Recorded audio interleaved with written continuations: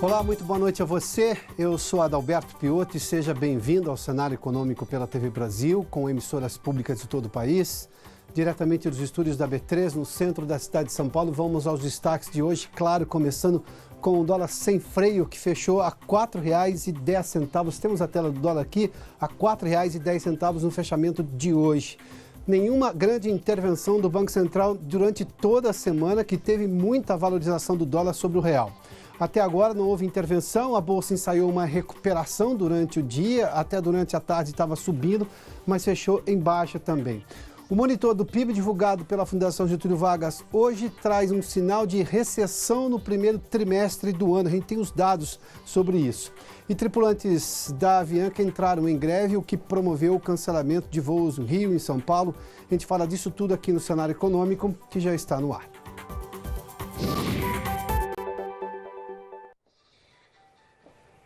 Sem freios e com muita especulação de o que será que vai acontecer na segunda-feira, na terça-feira, no futuro, o dólar disparou e fechou a R$ 4,10, o segundo dia consecutivo acima daquela barreira psicológica dos R$ 4,00 que foi superada no fechamento de ontem, conforme você acompanhou aqui no Cenário Econômico. O dólar hoje subiu, não houve nenhuma intervenção do Banco Central, nenhuma grande intervenção para justamente tentar conter o que o Banco Central chama nessas horas de volatilidade da moeda. Não se tem causas específicas para uma alta do dólar tão grande e por isso justamente se esperava uma atuação do Banco Central que não aconteceu nessa sexta-feira. E vários agentes econômicos, eu conversei com pelo menos uma meia dúzia deles e eles se dividem entre se o Banco Central vai ou não atuar a partir da segunda-feira.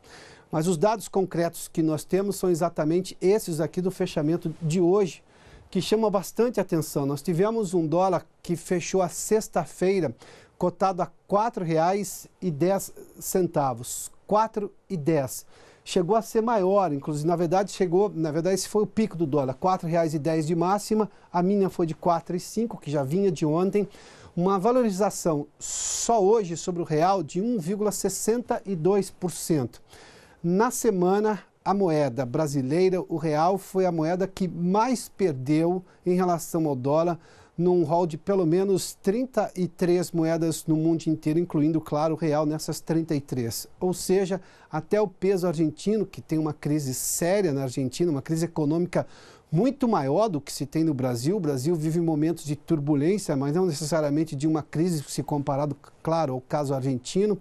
Mas mesmo com peso, nesses dias, ontem, por exemplo, o real foi a pior moeda, ou seja, a que mais perdeu valor em relação ao dólar. E para tentar entender o porquê que esse dólar está assim, nós precisamos recorrer a um passado recente.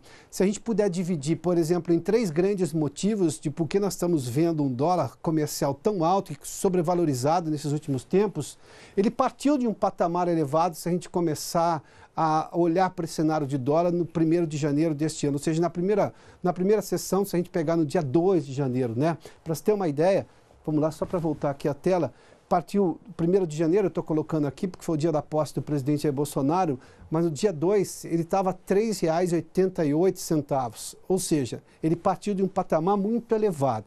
E por que partiu desse patamar muito elevado? A gente tem que recorrer, claro, a 2018.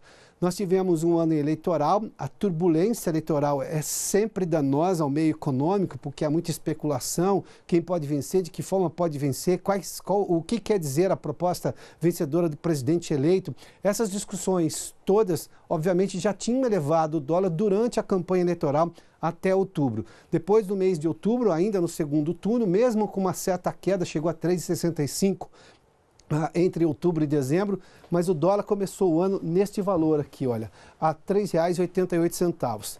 Temos também a guerra comercial, e aqui nós estamos falando de cenário interno, a guerra comercial nos Estados Unidos, dos Estados Unidos e a China, que não houve durante todo esse tempo, embora tenha havido avanço nas negociações em boa parte do tempo, não foi suficiente para baixar a cotação, para pelo menos segurar a cotação do real e de outras moedas emergentes frente ao dólar. o investidor sempre vai buscar a segurança do dólar, embora os Estados Unidos, o dono da moeda, estejam envolvidos nessa guerra comercial com a China. Diante desse aspecto todo, e nós tivemos agora um recrudescimento dessa guerra, não há acordo, a China já anunciou que vai sobretaxar produtos americanos, porque os Estados Unidos já sobretaxaram importações chinesas, ou seja, sem um horizonte nisso e com a possibilidade de um crescimento menor no mundo, o dólar ganhou força e não foi diferente aqui no Brasil. Se eu pegar um outro aspecto aqui, o tempo da política brasileira, além da relação do governo Bolsonaro com o Congresso, que teve, digamos, idas e vindas e momentos turbulentos de toda a discussão em relação à reforma da Previdência, o tempo da política é muito diferente do tempo da economia. O tempo da política, e nós temos que compreender, e isso a economia precisa compreender, há um momento de democracia, e isso é muito saudável, as discussões têm tempo para acontecer, a Constituição prevê ritos em relação a reformas como da Previdência, que é uma reforma constitucional, tem 2 votações na Câmara, 2 votações no Senado, passa por comissões, como foi o caso da Comissão de Constituição e Justiça, e agora está na Comissão Especial, que por acaso está avançando a reforma da Previdência agora, mas esse tempo da política e a forma como o próprio presidente Jair Bolsonaro foi eleito, dizendo que não lotearia o governo, ou seja, dando ministérios para partidos diferentes que poderiam votar com ele na Câmara e no Senado, como se fazia antigamente política no Brasil, isso tudo gerou uma série de turbulências, uma série de idas e vindas entre o Congresso e o Executivo e o Planalto, e aí nós temos esse tempo da política e o tempo da economia muito diferentes, fizeram com que esse dólar permanecesse nesse valor. Neste momento é justamente isso, o tempo da política, o modus operandi da política e o modus operandi da economia. Sem muita informação clara e definitiva sobre quais os rumos da política econômica e, claro, com decisões claras em relação às reformas da Previdência, o mundo da economia decide especulando sobre o que vai ser o futuro. Daí a gente viu esse dólar a R$ 3,10 hoje. Vamos falar da Bolsa de Valores. Durante a tarde a Bolsa até começou em queda, depois subiu, chegou a recuperar um pouco, prometia terminar o dia em alta, mas a gente viu uma bolsa no final perdendo inclusive os 90 mil pontos, 89.992 pontos, uma leve queda perto da estabilidade em relação a ontem de 0,04. Para se ter uma ideia, a mínima foi de 89.408, um pouco mais baixa, e a máxima 91.320, quando sim, a bolsa estava subindo. Na semana, a desvalorização do Ibovespa, do peso pesado do Ibovespa aqui, nós estamos falando de 4,6%. Se a gente olhar para algumas ações aqui, Petrobras caiu, e aqui tem muito em função desse momento mais turbulento político em relação ao governo. Vale subiu 2,84%, Banco do Brasil caiu 1,73%. As duas estatais aqui respondem a esses momentos políticos mais difíceis e, claro, elas sofrem com isso. Bradesco e Itaú, leves altas aqui de 0,76% e 0,19%. Bom, hoje também foi divulgado pela Fundação Getúlio Vargas o monitor do PIB, e a Fundação Getúlio Vargas usa uma metodologia muito semelhante à do IBGE, que é quem faz a medição oficial do Produto Interno Bruto, que por acaso vai ser divulgado oficialmente no final desse mês, no dia 30 agora do mês de maio, ou seja, o Produto Interno Bruto, claro, do primeiro trimestre. E esses dados que a gente tem, por exemplo, só para pegar os dados do próprio IBGE, antes da gente chegar no monitor do PIB, isso tudo foi o que aconteceu em 2016, um ano de queda, um ano de problemas sérios para a economia brasileira. Todos os trimestres em vermelho aqui. Aí tivemos a recuperação. Esse já era o começo, o primeiro ano cheio do governo Temer, depois do impeachment da presidente Dilma. Aqui nós tivemos 2017 com uma alta impressionante. Aqui era aquela história do agronegócio. Você se lembra, o agronegócio puxou a alta da economia brasileira no primeiro trimestre de 2017. Depois pequenas altas durante o ano. E a gente vê também 2018 aqui, com exceção do segundo trimestre que ficou no 0 a 0, mas a gente teve altas aqui. Isso se chama 8 trimestres consecutivos de alta. E agora vem justamente a preocupação em relação, daqui a pouco eu venho aqui com relação a essa tela, o que nós temos dessa divulgação do PIB pela Fundação Getúlio Vargas hoje. No primeiro trimestre, segundo os cálculos da Fundação Getúlio Vargas, o Brasil entraria de novo, digamos, um trimestre recessivo, ou seja, sem crescimento nenhum e com um recuo da economia de 0,1%. O valor é baixo, mas é um valor negativo. Se eu olhar, por exemplo, a comparação de março com fevereiro do mês, a queda foi de 0,4%. Se eu pegar este primeiro trimestre do ano com o primeiro trimestre de 2018, ainda assim nós temos, perdão, essa seta é para o alto, claro, porque o número azul teve uma alta de 0,5%. Aí eu tenho março de 2019 com 2018, teve uma queda de 1,7%, Só a indústria caiu 5% nesse mês de março, agora, no final do primeiro trimestre do ano. Vamos voltar àquela tela anterior. O monitor do PIB aqui mostra, por exemplo, dos meses. Se eu pegar novembro, por exemplo, a economia ainda estava crescendo, depois de dezembro caiu um pouquinho, janeiro chegou a subir, janeiro deste ano, e aí nós tivemos duas quedas consecutivas agora de 0,5 e de 0,4 em fevereiro e março deste ano. Para uma última tela do monitor do PIB, o que a gente viu aqui segundo esse estudo da Fundação Getúlio Vargas? O consumo das famílias, se eu comparar de novo esse primeiro trimestre com o primeiro trimestre do ano passado, teve até uma alta de 1,06%. Os serviços caíram 0,5%, para se ter uma ideia. Na verdade, é uma alta aqui também. Formação bruta de capital fixo, e aí a gente está falando de investimento, ou seja, quando as empresas compram ativos, investimento em máquinas, por exemplo, um novo galpão para continuar produzindo, cresceu 0,4%. Obviamente que se eu vejo uma alta de 0,4% é positiva. Mas vamos lá, só para pegar o item máquinas e equipamentos, em agosto de 2018, ou seja, no final do trimestre de agosto, nós tivemos uma alta de 26,4% em investimento em máquinas e equipamentos. A alta de agora é muito menor, ou seja, desacelerou, caiu para 0,5%. Isso demonstra como que a economia ficou muito mais fria nesse primeiro trimestre e, claro, está comprometendo aí essa sequência de trimestres positivos de crescimento da economia. Mas a gente não viu nos últimos 2 anos, apesar de sair da recessão em 2017, a gente não viu a economia pegar, para usar uma expressão do mundo econômico, pegar tração, ou seja, ganhar força, velocidade e intensidade na sua recuperação plena. Bom, vamos seguir aqui porque nós temos um outro dado do Ministério do Meio Ambiente que detectou uma série de irregularidades em acordos firmados no Fundo Amazônia. O Paulo Leite está conosco em Brasília e tem informações sobre esse assunto. Paulo, boa noite, bem-vindo.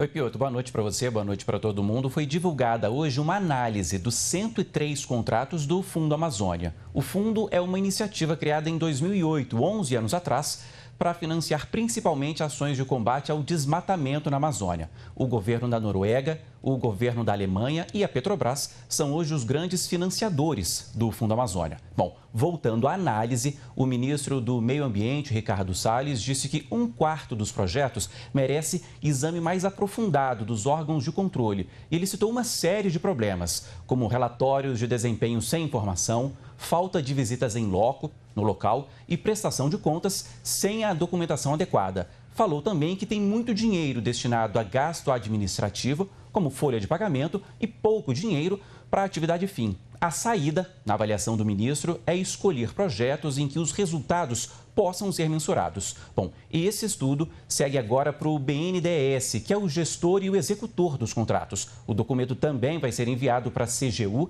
a Controladoria Geral da União, e para o TCU, o Tribunal de Contas da União. O Ministério do Meio Ambiente, que fez esse estudo, define os critérios e as diretrizes para a escolha dos projetos do Fundo Amazônia.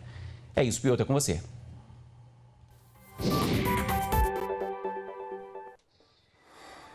Muito obrigado, Paulo.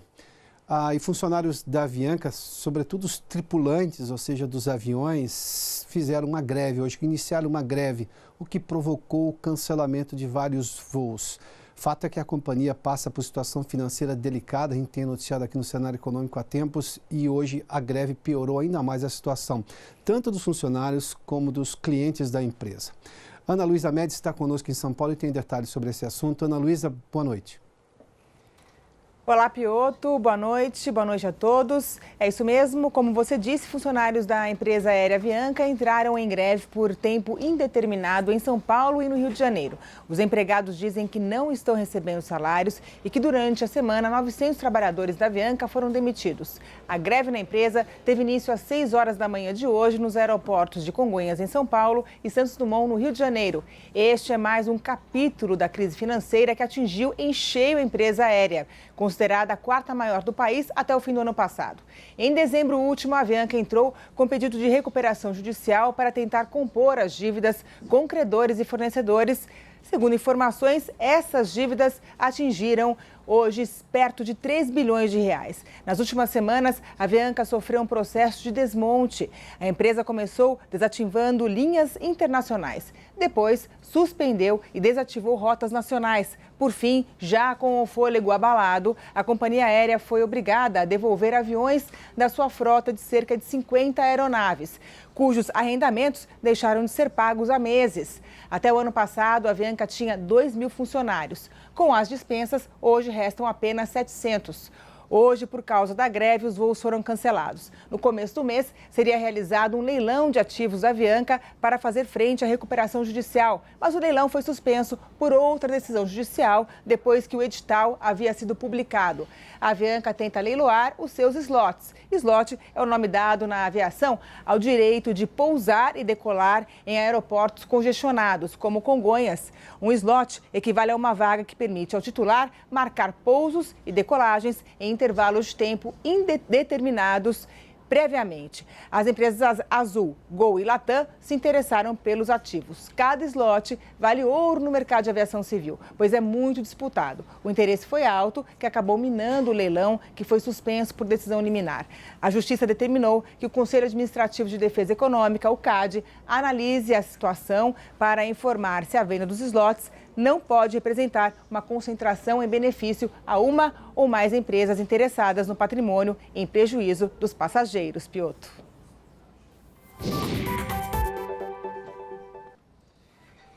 Muito obrigado, Ana Luísa. Bom, você pode estar acompanhando também neste momento e pode rever depois o cenário econômico na página da TV Brasil no Facebook. Transmissão ao vivo e depois você pode rever o programa. Vamos fazer um intervalo, daqui a pouco eu falo sobre inovação na indústria, aliás, absolutamente necessária nos tempos atuais. Logo depois do intervalo, eu volto em instantes. Já de volta com o cenário econômico e para falar sobre inovação da indústria. Aliás, é um assunto que tem sido bastante recorrente aqui no programa. Eu converso agora com a Giana Cardoso Sagazio, que é diretora de inovação da Confederação Nacional da Indústria. Prazer. Giana, bem-vinda aqui ao cenário econômico. Quando Obrigada. A gente fala de inovação especificamente, é claro, eu estou olhando para o futuro para tentar atender já uma necessidade do presente, mas eu tenho que partir de uma realidade. Qual é a realidade da indústria brasileira hoje, levando-se em conta o desafio da inovação e, claro, do futuro cliente que vai olhar para a indústria e para o produto e vai querer esse produto com mais inovação? Isso. A inovação, a indústria ela tem tido uma participação menor no PIB. E nós acreditamos que a inovação é uma das estratégias para que a indústria possa aumentar a sua produtividade e a sua competitividade. Então, a inovação, ela se torna fundamental para que as empresas possam alcançar novos mercados, né? E também para gerar riqueza para o país. Esse é o exemplo que a gente tem dos países inovadores. Esse decréscimo de participação na economia brasileira da indústria tem muito a ver com o próprio segmento, ou seja, que não se modernizou, não se inovou, não se colocou para a inovação, porque, claro, a competição na indústria é sempre mais dura no mundo inteiro, ou tem problemas também de financiamento, de política industrial clara? De onde vem esse problema dessa queda da participação da indústria no PIB? Eu diria que são questões sistêmicas, né, que dizem respeito ao ambiente de negócios, à segurança jurídica, a um avanço do marco regulatório, né, para que as empresas possam inovar e competir mais. Também é necessário a gente capacitar mais, né, os trabalhadores, preparar as pessoas para enfrentar os desafios da quarta revolução industrial que nós estamos vivendo, né? Como preparar as pessoas para as inovações disruptivas que já estamos sentindo, né, os efeitos aqui também na nossa indústria. Então, são uma série de fatores, a questão do financiamento é importantíssima. Eu ia lhe perguntar, né? Justamente, isso custa. Porque quando o crédito está muito caro, né, e as garantias já estão comprometidas, é necessário que a gente tenha outros instrumentos para que a gente possa alavancar investimentos privados. Por exemplo, a subvenção econômica, que é amplamente utilizada em países que são mais inovadores. Então, existem vários fatores que nós precisamos trabalhar juntos para que eles possam avançar e, de fato, permitir que a indústria seja mais competitiva, né? E a inovação ela se torna uma estratégia fundamental para isso. O ministro Paulo Guedes fez menção dia desses, aliás, ele tem falado isso desde a campanha, mas ele tem intensificado. Eu faço menção aqui que o ministro talvez seja o único economista que eu conheci que diz no governo o que ele já dizia antes, porque normalmente um economista vai para o governo, o discurso fica mais moderado, ele tem sido mais intenso ainda. Uhum. E ele é contra uma série de benefícios fiscais para alguns setores da indústria, para alguns setores da economia, e óbvio isso inclui a indústria, mas ele também é um defensor de redução de impostos para justamente não se punir com taxações altas do setor produtivo, ele ter condições de competir com a indústria lá fora. Sim. O que tem que vir primeiro, na sua opinião? O que poderia alavancar o setor industrial mais rapidamente para justamente entrar nessa competição com recursos para se inovar? Sim, a questão da prioridade para ciência, tecnologia e inovação no país é fundamental, né? A gente tem um cenário de contingenciamentos do orçamento do Ministério da Ciência, Tecnologia e Inovação, de contingenciamento do FNDCT, que é um fundo, né, para investimentos privados em projetos de inovação. Então, a gente destravar esses mecanismos ajudaria muito as indústrias a desenvolver projetos de inovação que vão torná-las mais competitivas. Nós temos instituições, instrumentos que têm se mostrado muito importantes, né? O Senai ele tem uma rede de aproximadamente 100 institutos de tecnologia e de inovação distribuídos em todo o Brasil. Esses institutos podem e estão já fazendo isso, ajudando a formar os trabalhadores para essa quarta revolução industrial que nós estamos vivendo. Temos a Embrap, que é uma instituição recém-criada, né, e que tem se mostrado um instrumento muito rápido para apoiar os projetos de inovação das empresas, mas que precisa de recursos direcionados para essa finalidade. Então, a gente precisa ter prioridade para essa área de educação, ciência, tecnologia e inovação, para que, de fato, a gente possa ter uma indústria forte e desenvolvida, que é o que todos nós queremos. As universidades estão preparando esse profissional já preparado para isso? Não raro eu vejo alguma obsolescência na formação, sobretudo de várias faculdades, ou seja, o terceiro grau. Qual é a sua visão sobre esse assunto? Olha, a gente tem avançado. Recentemente, a MEI, a Mobilização Empresarial pela Inovação, que é um movimento das principais lideranças empresariais no Brasil pela inovação, né, com a finalidade de fortalecer o nosso ecossistema de inovação. A MEI preparou uma proposta para fortalecer as engenharias no Brasil. Esse documento foi utilizado, a pedido do governo, como a base para as novas diretrizes curriculares de engenharia. E nós temos, então, as novas diretrizes curriculares de engenharia a partir de uma formulação que veio do setor empresarial, mas também de universidades que participaram desse processo e do próprio governo, né? Então, houve uma convergência no que, de fato, é a visão do que se deve esperar de um engenheiro que saiu hoje da universidade, e isso é um resultado agora de janeiro desse ano. Então, existe um esforço para que a gente possa avançar, só que nós precisamos avançar mais rapidamente, porque o Brasil, em relação ao resto do mundo, ele fica um pouco defasado, né? Eu diria talvez até bastante defasado. Se a gente olhar o Global Innovation Index, que é o principal relatório de inovação no mundo, o Brasil fica em 64º lugar em 126 países. E quando a gente olha a eficiência da inovação, que na verdade é como o país transforma os seus insumos de inovação, que são qualidade da educação, o ambiente de negócios, a burocracia, todo o sistema, né, de laboratórios, de institutos de ciência e tecnologia em produtos de inovação, nós ficamos em 85º lugar. Então, em 126 países. Então, Nós somos a 9ª economia do mundo, a gente tem um potencial que é muito maior que isso, e para que a gente possa avançar, nós precisamos, então, de avançar nesses quesitos individualmente, de uma maneira sistêmica, né? Melhorar a qualidade da educação, melhorar a segurança jurídica, avançar com um marco regulatório que seja compatível com as novas tecnologias que já estão nos impactando, né? Reduzir a burocracia, ter um sistema de financiamento e inovação que seja moderno, que de fato possa estimular as empresas a inovar, né? Giana, obrigado pela gentileza da entrevista. Obrigada. Bom final de semana a você também. Para você também. Obrigado, viu? Tchau. O Cenário Econômico termina aqui. Você pode assistir novamente esse programa na página da TV Brasil no Facebook. Bom, obrigado pela sua companhia, pela audiência. Bom final de semana. Na segunda-feira, às 6 horas da tarde, nós estaremos de volta aqui para a sua TV Pública. Até lá.